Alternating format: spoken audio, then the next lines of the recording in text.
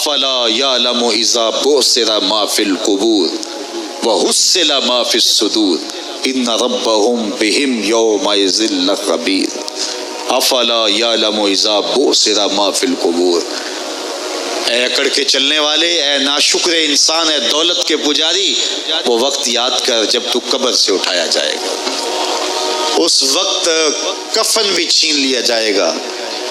اب سب کو چھین لیا گیا، دولت، بینک بیلنس، تیری جائیدادیں، پلازے، گاڑیاں، گھر، کوٹھیاں، بنگلے، سب کو یہیں رہ گیا، صرف ایک چادر کفن کی لے کے جا رہا ہے۔ لیکن جب قبر سے اٹھایا جائے گا یہ کفن کی چادر بھی رہ جائے گی، برہنہ اٹھایا جائے گا۔ اللہ اکبر! نہ پاؤں میں جوتے، نہ سر پہ پگڑی، نہ بدن پہ کپڑا، برہنہ اٹھایا جائے گا۔ سیدہ عائشہ رضی اللہ تعالیٰ عنہ نے سنا تو کانپنے لگی، عرض کی حضور قبر سے برہنہ اٹھائے جائیں گے تو ایک دوسرے سے حیا نہیں آئے گی؟ فرمایا عائشہ معاملہ اس سے بھی آگے ہے، کسی کو ہوش ہوگی تو حیا آئے گی، ہوش اڑے ہوئے ہوں گے، خوف قیامت طاری ہوگا، قبروں سے یوں لوگ اٹھائے جائیں گے۔ افلا یعلم اذا بعثر ما فی القبور، اب بعثر کا جو مفہوم ہے، جو ترجمہ اور معنی ہے وہ تو رہے، بعثر کا جو صوتی آہنگ ہے، جب بولتے ہوئے ایک جھٹکا لگتا ہے تو قبروں سے اٹھتے ہوئے لوگوں کی کیفیت معلوم کرنے کے لیے بعثر کا صوتی آہنگ ہی کافی ہے۔ افلا یعلم اذا بعثر ما فی القبور وحصل ما فی الصدور، حصل کے اوپر جو تشدید ہے، یہ معنی کو کتنی خوبصورتی کے ساتھ ایک مجسم پیکر میں سامنے لا رہی ہے۔ اللہ فرماتا پھر وہ وقت آئے گا جو سینے میں ہوگا وہ تشت ازبام ہو جائے گا۔ آج آپ مجھے نیک سمجھتے ہیں، میں آپ کو اچھا سمجھتا ہوں، لیکن میرے سینے کے اندر کیا چل رہا ہے یہ آپ کو نہیں پتہ۔ یہ میں تقریر چہک چہک کے کر رہا ہوں، اس کے پیچھے کیا ہے؟ میں آپ کے دل اپنی جانب موڑنا چاہتا ہوں، آپ کی جیبیں خالی کرنا چاہتا ہوں، یا میں آپ کے سامنے پاک اور ستھرا اور بڑا جو ہے وہ نیکوکار بننا چاہتا ہوں، یا میرا مقصد رضائے الہی ہے؟ یہ مجھے پتہ ہے، آپ کو نہیں پتہ۔ آپ کہاں ہیں، کہاں کھڑے ہیں، میں آپ کو اچھا سمجھتا ہوں، لیکن آپ کو پتہ ہے کہ ہم کہاں کھڑے ہیں۔ لیکن قیامت کے دن یہ ساری چیزیں سامنے آ جائیں۔ وَحُصِّلَ مَا فِي الصُّدُورِ، اور سورہ الطارق میں فرمایا یوم تبلی السرائر فما لہ من قوۃ ولا ناصر، اس دن سارے راز کھول دیے جائیں گے اور کوئی طاقت نہیں ہوگی جو ان رازوں کو کھلنے سے روک سکے گا۔ آج طاقتور کی بات نہیں کھلتی اور کمزور کی بات اچھال دی جاتی ہے، لیکن وہ وقت آنے والا ہے یوم تبلی السرائر فما لہ من قوۃ ولا ناصر، نہ زور کے بل پہ، نہ زر کے بل پہ، نہ کسی اور بل پہ کسی کام کو روکا جا سکے گا، ہر شے تشت ازبام ہو جائے گی۔ وہ کتنا سخت دن ہوگا۔ اے داور حشر میرا نامہ اعمال نہ پوچھ، اس میں کئی پردہ نشینوں کے بھی نام آتے ہیں، تو وہ کتنا سخت دن ہوگا۔ وَحُصِّلَ مَا فِي الصُّدُورِ إِنَّ رَبَّهُمْ بِهِمْ يَوْمَئِذٍ لَخَبِيرٌ، بے شک ان کا رب اس دن ان سے خوب باخبر ہوگا۔ وہ آج بھی باخبر ہے، لیکن آج کئیوں کو یقین نہیں کہ وہ باخبر ہے، لیکن اس دن سب کو یقین ہو جائے گا کہ میرا رب اس سے باخبر ہے۔ جب پرانی تصویریں چلنا شروع ہو جائیں گی، جب ساری ویڈیو سامنے آ جائے گی، زندگی میں جو کیا، تنہائی میں، اعلانیہ، خفیہ، جہاں جہاں جو کیا، داد عیش دی، سب کچھ تشت ازبام ہوگا، سب کچھ جو ہے وہ سکرین پہ چل رہا ہوگا، کوئی چیز بھی تشت ازبام ہونے سے نہیں رہ جائے گی۔ تو پھر بندہ کہے گا اوہو یہ تو سب میرے مالک کو پتہ تھا، لوگوں کی نظروں سے چھپ سکا، رب کی نگاہوں سے تو نہیں چھپ سکا، اس کی نگاہوں سے کون چھپ سکتا ہے؟ یہ یقین آج اپنی روحوں میں اتار لو، اچھی طرح سے جذب کر لو۔ گناہوں سے بچنے کا اکثیر نسخہ ہے یہ یقین کہ میرا رب مجھے دیکھ رہا ہے۔ یہ یقین جب روح میں جم جائے، خیالوں میں اتر جائے، اعتقاد کا پختہ حصہ بن جائے، پھر بند کوٹھڑی میں بھی جرم نہیں ہو سکتا کہ میرا مالک تو مجھے دیکھ رہا ہے۔ آپ دیکھتے نہیں کہ جب ساتوں دروازے بند کر کے بت کے اوپر موٹا کپڑا ڈال کے زلیخا بولی ہے تلک یوسف اب تو آ جاؤ نا، اب تو کوئی نہیں دیکھ رہا، قال معاذ اللہ، تو جناب یوسف نے کہا میں اللہ کی پناہ میں آتا ہوں۔ اللہ اکبر! تو دروازے بند کر کے لوگوں کی نظروں سے چھپ گئی ہے، اور بے نور آنکھیں رکھنے والے اس پتھر کے بت سے بھی حیا کرتی ہے اور اس پہ بھی پردہ ڈال لیا ہے، جب تو اس جھوٹے خدا سے حیا کرتی ہے، میں سچے خدا سے حیا کیوں نہ کروں جو ساتویں کوٹھڑی میں بھی دیکھتا ہے۔ اتنی روشنیاں برسی کہ گناہ کا تصور بھی محال ہو، تو یہ یقین کہ میرا اللہ مجھے دیکھ رہا ہے، یہ انسان کی زندگی میں نظم پیدا کرتا ہے۔ باپ اپنے بیٹے کو کوئی بات کہے تو سعادت مند بیٹے کو غور سے وہ بات سننی چاہیے۔ استاد یا شیخ اپنے شاگرد کو کوئی بات کہے تو اسے غور سے اس بات کو سماعت کرنا چاہیے، چونکہ کہنے والا اس کا بزرگ ہے۔ لیکن وہ بزرگ، وہ شیخ، وہ استاد اگر ساتھ قسم بھی کرے تو پھر اور زیادہ مضمون کی اہمیت ہو جاتی ہے کہ یہ کوئی اہم مضمون تھا جس سے قبل قسم کی جا رہی ہے۔ اب یہاں جو ارشاد فرمایا جانے لگا ہے اس سے قبل میرے رب نے رب ہو کے قسم کی ہے۔ میرا مالک تو یوں بھی کہہ دیتا تو کافی تھا، لیکن مضمون اتنا اہم ہے کہ اس کو بیان کرنے سے قبل میرے رب نے قسم کی، اور پھر قسم بھی ایک نہیں کی، 5 قسمیں کی۔ والعادیات ضبحا، قسم ہے ان گھوڑوں کی جب وہ تیز دوڑیں تو ان کے سینوں سے آواز نکلتی ہے۔ راہ حق میں جہاد کے لیے جب گھوڑے دوڑتے ہیں تو ان کے سینوں سے نکلنے والی آواز اللہ کو کتنی محبوب ہے کہ ان گھوڑوں کی قسم کی۔ فالموریات قدحا، اور وہی گھوڑے جب برق رفتاری سے دوڑتے ہیں اور پتھریلی زمین میں جب ان کا گزر ہوتا ہے تو ان کے پاؤں سے لگی ہوئی کھریوں کے ٹکرانے سے پتھروں سے جو شرارے نکلتے ہیں، اللہ فرماتا ہے کہ میں ان گھوڑوں کی قسمیں کرتا ہوں کہ جن کے پاؤں سے لگی ہوئی کھریوں کے ٹکرانے سے پتھروں سے شرارے نکلیں۔ پھر ارشاد فرمایا فالمغیرات صبحا، اور وہ گھوڑے صبح کے وقت جب حملہ آور ہوتے ہیں اور دشمن کے لشکروں کو تاخت و تاراج کرتے ہیں تو ان حملہ آور ہونے والے گھوڑوں کی قسم۔ فَأَثَرْنَ بِهِ نَقْعًا، اور جب وہ حملہ آور ہوتے ہیں تو ان کی سموں سے گرد اڑتی ہے، تو اللہ فرماتا ہے وہ گرد اڑانے والے گھوڑوں کی قسم۔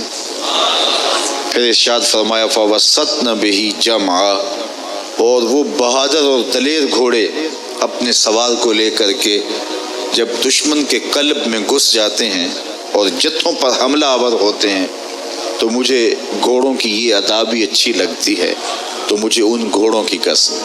تو 5 قسمیں کی۔ قسم ہے ان گھوڑوں کی جو دوڑتے ہیں تو ان کے سینوں سے آواز نکلتی ہے۔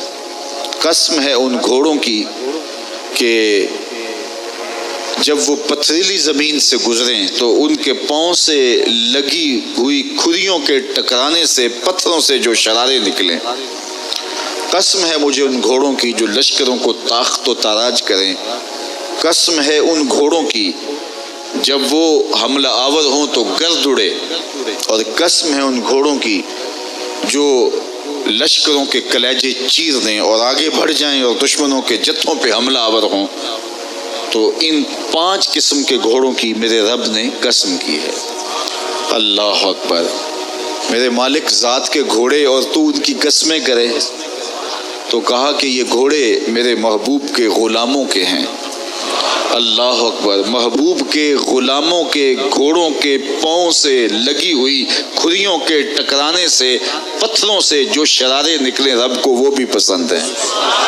ذرا غور تو کیجئے، تو ذات کے گھوڑے بھی ہوں لیکن نسبت محبوب سے ہو تو وہ گھوڑے بھی اچھے لگتے ہیں۔ اچھا ذرا آگے آ جائیے، ذات کا کتا ہے لیکن ولیوں کے سنگ جڑ گیا۔ اللہ نے اس کتے کا ذکر قرآن میں کیا بلکہ اس کے بیٹھنے کے سٹائل کو بیان کیا. وَكَلْبُهُمْ بَاسِطٌ ذِرَاعَيْهِ بِالْوَسِيدِ، ان کا کتا غار کے دھانے پہ اپنے بازوؤں کو پھیلا کے بیٹھا ہے. غار کی دہلیز پر بیٹھنے والے کتے کی حیت جلوس کو، اس کے بیٹھنے کے سٹائل کو قرآن نے بیان کیا. مالک اس میں ہمارے لیے کیا ہدایت ہے؟ ایک کتے کے بیٹھنے کے سٹائل کو تو بیان کر رہا ہے، اس کی حیت جلوس کو بیان کر رہا ہے، انداز نشست کو بیان کر رہا ہے. تو قرآن تو سراپا ہدایت ہے، تو اس میں ہمارے لیے کیا ہدایت ہے؟ کہا یہی تو بتانا چاہتا ہوں کہ ذات کا کتا بھی ہو، سنگ نیکوں کے جڑ جائے تو وہ قابل ذکر ہو جاتا ہے، اور اگر تم میرے ولیوں سے جڑ جاؤ گے پھر تمہارا مرتبہ کیا ہوگا؟ یہاں تو کتے جڑ جائیں تو قابل ذکر ہوتے ہیں. اچھا ذات کی چیونٹی ہے لیکن راہ تکتی حضرت سلیمان پیغمبر کا، تو اس چیونٹی کی گفتگو اللہ نے قرآن میں بیان کر دی اور اس کے نام کی صورت اتار دی. النمل، سورہ نمل اس چیونٹی کے نام پہ صورت ہے جو حضرت سلیمان علیہ السلام کی راہیں تک رہی تھی اور اپنی ہم جولیوں سے کہہ رہی تھی جلدی جلدی اپنی بلوں میں داخل ہو جاؤ، اللہ کے نبی کا لشکر بے خبری میں کہیں تمہیں کچل نہ ڈالے. اور حضرت سلیمان نے اس چیونٹی کی بات کو سنا، فتبسم ضاحکا من قولها، اور مسکرا بھی پڑے. تو چیونٹی بھی ہو، گھوڑے بھی ہوں، کتے بھی ہوں، لیکن جب اچھے لوگوں کے سنگ جڑ جائیں، نسبت بلند ہو جائے تو وہ قابل ذکر ہو جاتے ہیں. تو ہیں گھوڑے لیکن میرا رب رب ہو کے قرآن میں ان گھوڑوں کی اداؤں کی قسمیں کر رہا ہے. والعادیات ضبحا فالموریات قدحا فالمغیرات صبحا فاثرن به نقعا ووسطن به جمعا. قسم ان گھوڑوں کی جو تیز دوڑیں تو سینوں سے آواز نکلے، پتھریلی زمین میں جائیں تو پاؤں سے شرارے نکلیں، گرد و غبار اڑائیں، دشمن کے لشکروں کو طاقت و تاراج کر کے ان کے جتھوں میں گھس جائیں. ان دلیر اور بہادر گھوڑوں کی میرا رب رب ہو کے قسم کر رہا ہے. یہاں قسم کی بات چلی تو اللہ نے محبوب کے گھوڑوں کی قسم کی، گھوڑوں کی اداؤں کو پسند کیا. محبوب کے غلاموں کے گھوڑے، ان کے پاؤں سے لگی ہوئی کھریوں سے ٹکرانے والے پتھروں سے نکلنے والے شرارے، رب کے وہ بھی محبوب. اللہ اکبر. تو پھر قسم کی بات چلی تو کبھی گھوڑوں کی قسمیں کی، کبھی محبوب کی راہ گزر کی قسم کی. لا اقسم بہذا البلد، مجھے قسم ہے اس شہر کی. تو شہر مکہ کی قسم کیوں کی؟ وہاں کعبۃ اللہ ہے، مقام ابراہیم ہے، چاہے زمزم ہے، صفا و مروہ ہے، مزدلفہ ہے، منا ہے، عرفات ہے، قدم قدم انوار کی برستی برکھا ہے، مطاف ہے، حتیم ہے، مستجاب ہے، مستجار ہے، ملتزم ہے، باب کعبہ ہے، سقف بیت اللہ ہے، قدم قدم پہ انوار برس رہے ہیں. شاید میرے رب نے قسم اس لیے کی ہو، شاید قسم اس لیے کی ہو، لیکن میرا رب کہتا ہے لا اقسم بہذا البلد، مجھے قسم ہے شہر کی، یعنی شہر مکہ کی. کیوں؟ یہاں کعبۃ اللہ ہے، یہاں مقام ابراہیم ہے، یہاں مزدلفہ ہے، منا ہے، عرفات ہے. کیوں قسم؟ وانت حل بہذا البلد، محبوب اس شہر کی گلیوں نے تیرے قدم چومے. اے انت مقیم فی ھذا البلد، امام قرطبی نے اس کا مفہوم بیان کیا. محبوب آپ کی اقامت اس شہر میں ہے، آپ کے سانسوں کی خوشبو سونگھی ہے شہر کی فضاؤں نے، اس لیے مجھے شہر کی قسم کہ محبوب یہاں تم جو رہتے ہو. اللہ اکبر. تو محبوب کے شہر کی قسم کی. والعصر، محبوب کے زمانے کی قسم کی. والضحیٰ، محبوب کے چہرے کی قسم کی. واللیل، محبوب کی لٹکتی زلفوں کی قسم کی. کبھی کہا محبوب تیرے چہرہ زیبا کی قسم، کبھی کہا تیری زلف عنبری کی قسم، کبھی کہا تیرے شہر نور کی قسم، کبھی کہا تیرے زمانہ حسی کی قسم. اور پھر قسم کا باب چلا تو بات کہاں تک پہنچی؟ محبوب نہ صرف تیرے شہر کی قسم، نہ صرف تیری گلیوں کی قسم، نہ صرف تیرے چہرہ زیبا کی قسم، نہ تیری زلف نور کی قسم، نہ تیرے عہد زرعی کی قسم، محبوب تیری قسم تو ہے ہی تیرے غلاموں کے گھوڑوں کے پاؤں سے لگی ہوئی کھریوں کے ٹکرانے سے جو شرارے اڑتے ہیں، میں خدا ہو کے ان شراروں کو بھی پسند کرتا ہوں اور ان گھوڑوں کی بھی قسمیں کرتا ہوں۔ یہ قرآن ہے نا، والعادیات ضبحا، قسم ہے محبوب تیرے غلاموں کے گھوڑوں کی، اللہ اکبر، قسم ہے ان کے سینوں سے نکلتی آواز کی، قسم ہے ان کے پاؤں سے نکلتے ہوئے شراروں کی، قسم ہے ان کی خوبصورت اداؤں کی، ان اداؤں والوں گھوڑوں کی قسم، اللہ اکبر۔ یہ قسمیں کرنے کے بعد جواب قسم کیا ہے؟ دیکھیے میں یہاں بیٹھا ہوں اور میں گفتگو کے آغاز پہ ہی قسمیں اٹھانا شروع کر دوں، مجھے قسم ہے رب کعبہ کی، مجھے قسم ہے عرش الہی کے مالک کی، مجھے قسم ہے زمین و آسمان کے خالق کی، تو قسموں پہ قسمیں کرتا جاؤں تو جو مجھے غور سے سننے کا عادی نہیں بھی ہے تو وہ بھی متوجہ ہو جائے گا اور سننے کے لیے بے چین ہو جائے گا کہ حضرت قسموں پہ قسمیں اٹھائے جا رہے ہیں، کوئی بات ہے آج تو میرا رب ہو کے قسمیں کر رہا ہے۔ تو اس کے بعد جواب قسم کیا ہے؟ تو کان کھڑے ہو گئے، روحوں میں پیاس بڑھ گئی اور سماعتیں بچھ گئی کہ میرے مالک تو قسموں پہ قسمیں کر رہا ہے، کبھی گھوڑوں کی اداؤں کی قسمیں، کبھی ان کے سینوں سے نکلتے ہوئے جو ہے وہ اس مہیب آواز کی قسمیں، کبھی پاؤں سے اڑتے ہوئے شراروں کی باتیں، اور کبھی ان کے پاؤں سے اڑتی ہوئی دھول کی کہانیاں، تو قسم پہ قسم اور قسمیں بھی گھوڑوں کی، تو کوئی بات ہوگی۔ تو ایک دم کان کھڑے ہو گئے تو جواب آیا، ان الانسان لربہ لکنود، بے شک انسان اپنے رب کا ناشکرا ہے، انسان اپنے رب کا ناشکرا ہے۔ قسمیں گھوڑوں کی ان کی اداؤں کی اور ناشکرا حضرت انسان کو کہا۔ یہ کتنی لطیف چوٹ تھی جو حضرت انسان کو ماری گئی۔ یا اللہ ہمیں ناشکرا کہنا تھا تو کہیں اور مقام پہ کہہ لیا جاتا، گھوڑوں کی تو قسمیں کرے اور ہمیں ناشکرا کہے، گھوڑوں کی قسمیں ہو رہی ہوں اور انسان کو ناشکرا کہا جائے، انسان کو ناشکرا کہنا تھا تو کسی اور موقع پہ کہہ لیا جاتا۔ کہا یہی تو سمجھانا چاہتا ہوں کہ چم میٹھا نہیں ہوتا، کم میٹھا ہوتا ہے، تو ذات کے گھوڑے بھی ہوں لیکن کام کرے تو مجھے وہ بھی اچھے لگتے ہیں، اور تم انسان بنے ہو، نقوش بڑے اچھے ہیں، قدِ رانا رکھتے ہو، جھیل جیسی آنکھیں ہیں، اور تم چلتے ہو تو قیامت چلتی ہے، لیکن مجھے تم اچھے نہیں لگتے اگر تم ناشکرے ہو۔ یہ ہیں ذات کے گھوڑے لیکن میرے محمد عربی کے غلاموں کے غلام ہیں، مجھے اچھے لگتے۔ تو وہ چم نہیں دیکھتا، وہ کم دیکھتا ہے۔ تو ذات کے گھوڑے بھی ہوں لیکن نسبت ہو میرے حضور سے، نسبت میرے رسول سے ہو تو رب کو وہ اچھے لگتے ہیں۔ تو کہا والعادیات ضبحا فالموریات قدحا فالمغیرات صبحا فأثرن به نقعا فوسطن به جمعا ان الانسان لربہ لکنود، بے شک انسان اپنے رب کا ناشکرا ہے۔ اللہ اکبر۔ پھر فرمایا وَإِنَّهُ عَلَى ذَلِكَ لَشَهِيدٌ، اس پر کسی دلیل کی ضرورت نہیں ہے کہ یہ ناشکرا ہے، یہ خود اس کا گواہ ہے۔ ذرا اپنے اندر اتر کے دیکھے کہ یہ کھڑا کہاں ہے، یہ کس قدر نعمتیں پانے کے باوجود شکوے کی زبان کھولے رکھتا ہے۔ یہ ناشکرا ہر وقت اس کی نعمتوں کی ناشکری کرتا رہتا ہے۔ جتنی نعمتیں اس کو عطا کی، اس کو تو ہم نے جو چمکتی روشن آنکھیں دی ہیں، اس کو بولتی زبان بخشی ہے، خوبصورت چہرہ دیا ہے، قد رانا بخشا ہے، اس کو دماغ دیا ہے، دماغی قوتیں عطا کی ہیں، اور اس کو سننے والے کان دیے، اس کی زبان پہ ذائقے رکھ دیے، نظام انہضام، نظام تنفس، کیا کیا نہیں سے عطا کیا، لیکن ہر وقت یہ ناشکری کے کلمات ہی بولتا رہتا ہے۔ میرے پاس یہ بھی نہیں، یہ میرے پاس یہ بھی نہیں، میرے پاس یہ بھی نہیں۔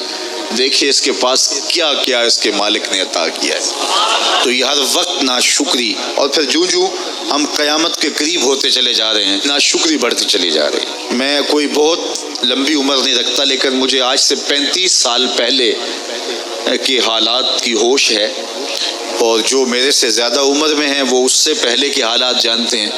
تو میرا بنیادی طور پہ ایک دیہات سے تعلق ہے، تو میں اچھی طرح جانتا ہوں کہ لوگوں کے پاس جو آج کچھ ہے وہ آج سے 35-40 سال پیچھے نہیں تھا.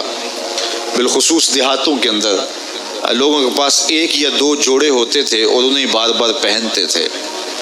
کسی شادی یا بیاہ کے موقع پہ جانا ہوتا تو بعض اوقات کسی سے وہ لباس یا جوتے مانگ کے لے کے جاتے.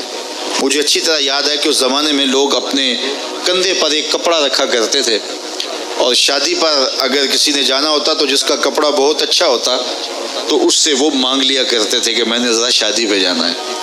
بڑے بھائی کے جوتے پہن لیا کرتے تھے اور اسی طرح گزر ہوتا تھا. کبھی کوئی شکوہ زبان میں پیدا نہیں ہوا تھا اور لوگوں کے شکستہ سے کچے گھر ہوتے تھے اور گھر کے صحن میں ایک درخت ہوتا تھا, دوپہر وہاں کاٹ لیتے تھے. اکثر لوگ دوپہر کا کھانا تیار نہیں کرتے ہوتے تھے, دودھ پی کر کے ہی گزارا کر لیتے تھے. صبح کو ناشتہ اور شام کو کھانا ہوتا تھا, لیکن اس کے باوجود اللہ کا شکر کیا کرتے تھے.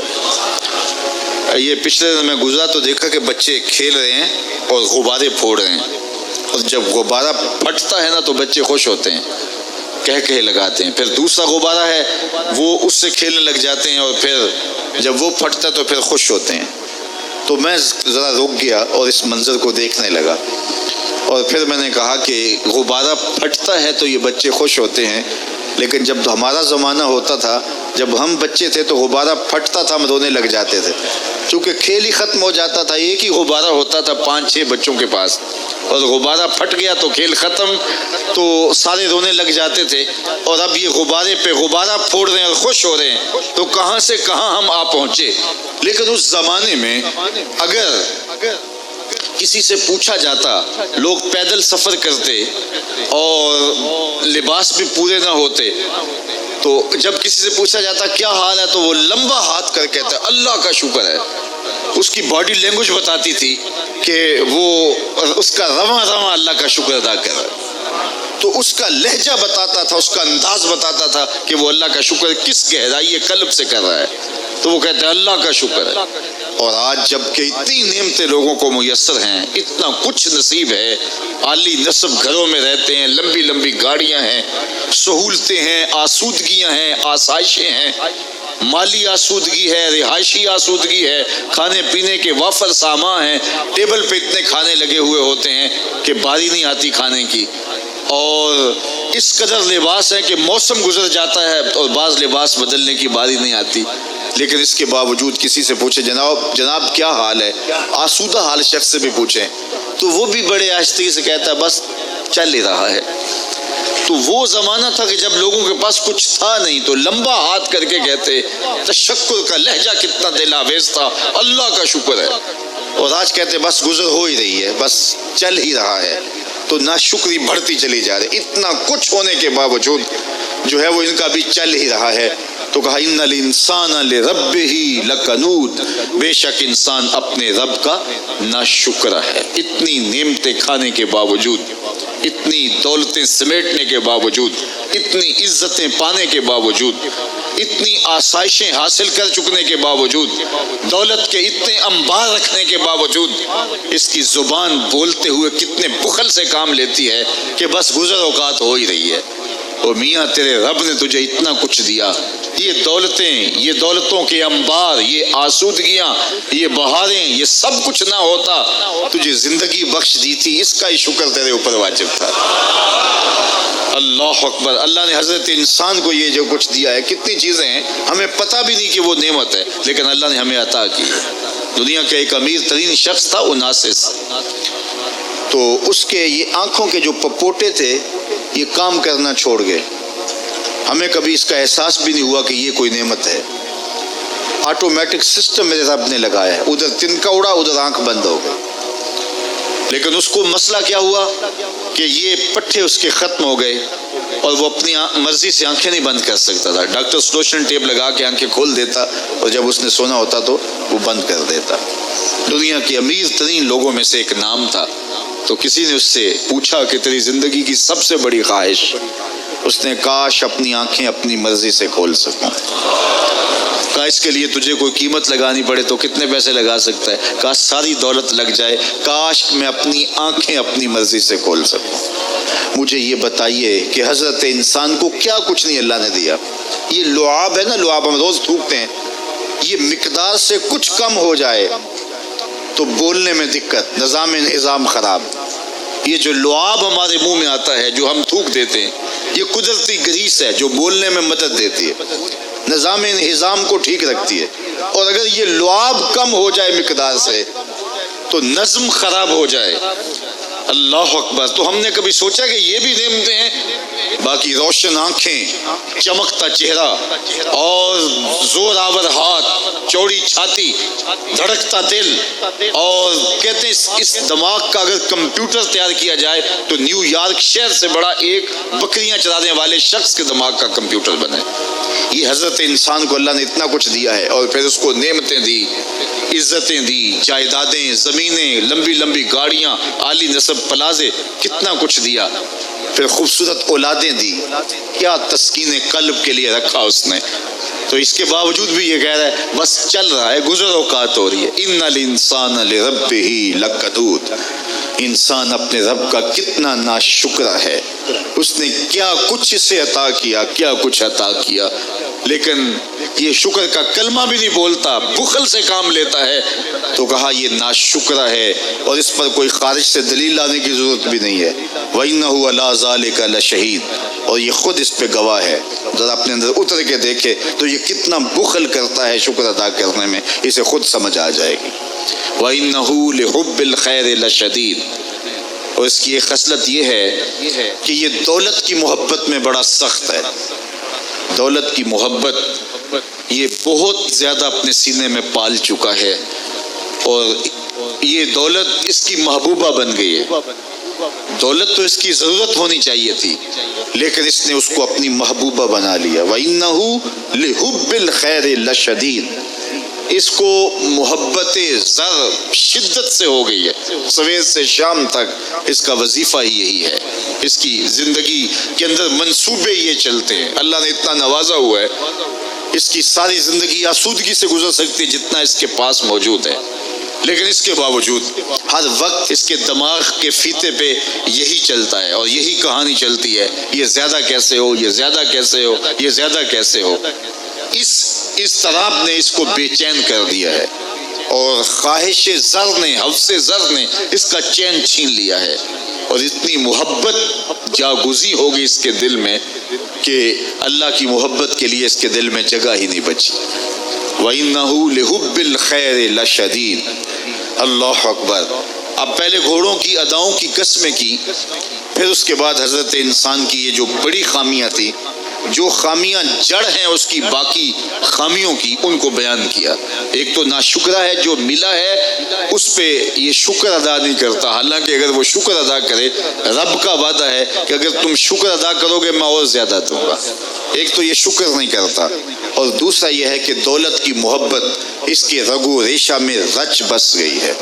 بلکہ اللہ تعالیٰ نے ان بد نصیب لوگوں کی کہانی بیان کرتے ہوئے کہا جو دولت کو مقصود ہی بنا بیٹھے، الذی جمع مالا وعدد، یہ وہ بد نصیب لوگ ہیں جو مال کو جمع کرتے ہیں اور گنتے رہتے ہیں، بار بار حساب کرتے ہیں۔ الذی جمع مالا وعدد، مال کو جمع کیا، وعدد، اور بار بار اس کو گنتے رہے، اتنے ہو گئے، اب اتنے ہو گئے۔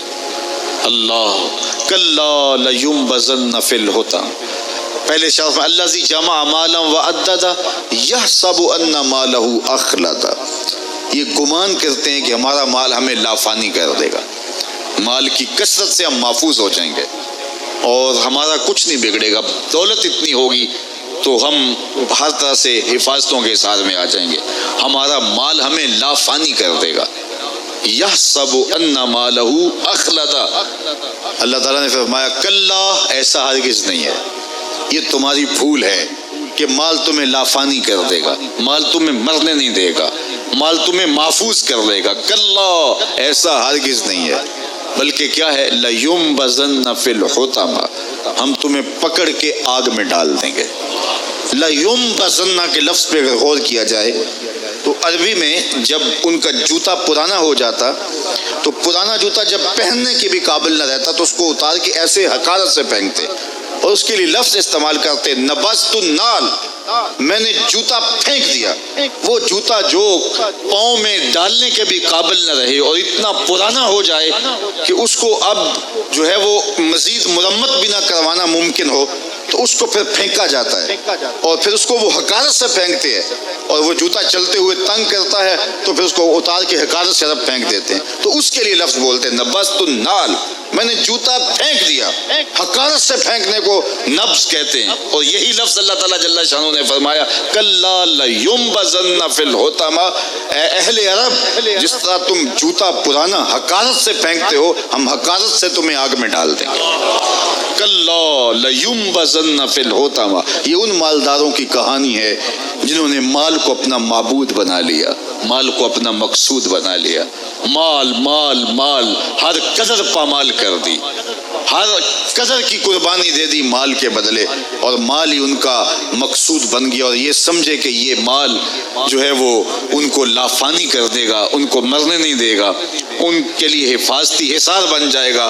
کلا لینبذن فی الحطمہ وما ادراک ما الحطمہ، اللہ فرماتا ہے جانتے ہو جس حطمہ میں، جس آگ میں تمہیں ڈالا جائے گا وہ آگ کیا ہے؟ مل حطمہ، کیا تمہیں پتہ ہے وہ حطمہ کیا ہے؟ پھر خود فرمایا نار اللہ الموقدۃ التی تطلع علی الافئدہ، یہ اللہ کی جلائی ہوئی آگ ہے جو دل کھا جائے گی، جو کلیجے چاٹ جائے گی۔ تم حب زر، یہ حب دولت اور حب دنیا یہ تمام برائیوں کی جڑ ہے، تو اس لیے اپنے اندر سے محبت زر کو نکالنے کی کوشش کیجئے اگر کہیں آپ کو داخل ہوتی محسوس ہو رہی ہے، اور حب دولت کو نکالنے کے لیے زکوٰۃ صدقات اسلام نے ہمیں یہ نظم دیا ہے۔ اقبال نے کہا تھا حب دولت تلف می سازت زکوٰۃ، زکوٰۃ حب دولت کو زائل کرتی ہے، جب اللہ کی راہ میں لٹاؤ گے تو اس سے کم بھی نہیں ہوگا۔ میرے حضور نے 3 چیزیں قسم کر کے کہی، حضرت ابو کبشہ الانماری رضی اللہ تعالیٰ عنہ سے مروی ہے، میرے حضور نے ارشاد فرمایا اگر کوئی شخص کسی کو معاف کر دیتا ہے تو اس کی عزت کم نہیں ہوگی، میں محمد اللہ کی قسم اٹھاتا ہوں۔ دوسری بات میرے حضور نے فرمائی کہ جو شخص مانگنے لگ جاتا ہے، سوال کا دروازہ کھول لیتا ہے، اللہ اس کے لیے محتاجی کا دروازہ کھول دیتا ہے، اس کی کبھی کمی پوری نہیں ہوتی۔ اور تیسری بات میرے حضور نے قسم کر کے کہی ما نقص مال عبد من صدقہ، کہا میں اللہ کی قسم اٹھا کے کہتا ہوں کہ صدقے سے مال کم نہیں ہوتا، صدقے سے مال گھٹتا نہیں ہے۔ تو ایک تو مال بھی نہیں گھٹے گا، یہ ضمانت کس کی ہے؟ میری نہیں ہے، یہ رسول اللہ کی ضمانت ہے۔ ایک تو مال بھی کم نہیں ہوگا اور دوسرا یہ ہے کہ حب دولت ختم ہوگی۔ حب دولت تلف می سازت زکوٰۃ، یہ ماہ سیام آ رہا ہے تو زکوٰۃ سے حب دولت کو کم کیجئے، بلکہ صدقات دیجئے، نفلی صدقات کیجئے، غرباء کی مدد کیجئے، مساکین کی مدد کیجئے، اپنے غریب محتاج رشتہ داروں پہ غور کیجئے، ان کی مدد کیجئے، اپنی ہمسائیگی میں دیکھیے، پردے سے مدد کیجئے، ان کی عزت نفس بھی مجروح نہ ہو۔ یہ جو نمائش لگا کے 10 اخباروں میں چھپوا کے لوگوں کی مدد کرتے ہیں، اس سے گریز کیجئے۔ کبھی سوچیں کہ اگر آج کسی کی بیٹی لائن میں کھڑی ہے تو کل اگر یہ مرحلہ میری بیٹی کے لیے آ جائے تو پھر میرا مزاج کیا ہوگا۔ تو عزت نفس کا خیال رکھیے، لوگوں کی غربت کا تماشا نہ اڑائیے اور لوگوں کی جو ہے وہ محتاجی کو اپنی تسکین کا ذریعہ نہ بنائیے۔ یہ تو اللہ نے تمہیں دیا اور انہیں نہیں دیا، اور وہ آزمائش کی گھڑی میں کھڑے ہیں، تم ان کے ساتھ کھڑے ہو جاؤ۔ تو لوگوں کی مدد کیجئے، دکھیوں کے کام آئیے، مساجد کی جو ہے وہ تعمیر کیجئے، مدارس دینیہ کے ساتھ وابستہ رہیے اور لوگوں کی فلاح کے لیے، بہتری کے لیے کام کیجئے۔ اللہ نے آپ کو دیا ہے، یہ مال یہاں رہ جانا ہے۔ میرے حضور نے فرمایا ابن آدم کہتا ہے میرا مال میرا مال، اس کا مال وہ ہے جو اس نے کھایا یا پہنا اور پرانا کر دیا یا آگے بھیج دیا، باقی اس کا نہیں ہے، وہ وارثوں کا ہے۔ مرتے ہی ورثہ بن جائے گا، مرتے ہی ترکہ بن جائے گا۔ کفن بھی میلا نہیں ہونے دیں گے کہ بعض اولادیں تو بانٹ لیتی ہیں۔ اللہ اکبر، وہ گھر جو ان کے لیے بنایا تھا ایک رات بھی تجھے اس گھر میں رکھنے کے لیے تیار نہیں ہوں گے۔ آج تیرا نام چھن گیا۔ آج کوئی یہ نہیں کہتا کہ پیچھے اس امام کے اور حاضر اس چودھری صاحب کے، حاضر اس میت کے۔ آج تو ڈیڈ باڈی بن گیا، آج تو میت بن گیا۔ آج خان صاحب، ملک صاحب، چودھری صاحب، پیر صاحب، مفتی صاحب، تیرے سارے ٹائٹل چھین لیے گئے۔ آج پیچھے اس امام کے اور دعا واسطے حاضر اس میت کے، آج تو میت بن گیا۔ آج تیرا لباس بھی پھاڑ کے اتارا ہے۔ آج تیرے انگوٹھے باندھ دیے گئے ہیں، ناک میں روئی ٹھونس دی گئی ہے۔ آج تو غسال کے رحم و کرم پہ ہیں، وہ تجھے ادھر الٹ دے یا ادھر پلٹ دے۔ اب تیرے پاس کوئی اختیار ہی باقی نہیں رہا۔ میاں صاحب بولے جاندی واری ڈرونا بنے ہو تے ہاتھ نہ لاندے ڈرتے۔ آج اولاد بھی دور ہے، پوتے اور پوتیاں بھی ڈرتی ہیں۔ جاندی واری ڈرونا بنے ہو تے ہاتھ نہ لاندے ڈر دے، جنہ لئی تو پاپ کمائے اج کتھے نہیں تیرے کر دے۔ آج سارے چلے گئے، تو آج اپنے ہاتھ سے اپنی زندگی کو سنوارنے کے عمل کی طرف بڑھیں اور راہ خدا میں خرچ کریں، دکھیوں، مجبوروں اور لاچاروں کے کام آئیں۔ اللہ آپ کی مدد کرے گا اور حب دنیا کم ہوگی۔ اللہ تعالیٰ جل شانہ نے سورہ عادیات میں پہلی 5 آیات میں قسمیں کی، پھر 3 آیات میں جو ہے وہ حضرت انسان کی وہ کمیاں، کوتاہیاں جن کی بنیاد پر باقی گناہ سرزد ہوتے ہیں ان کو بیان کیا، اور اس کے بعد پھر علاج بھی قرآن نے بتایا اور کس قدر اس کو چوٹ لگائی۔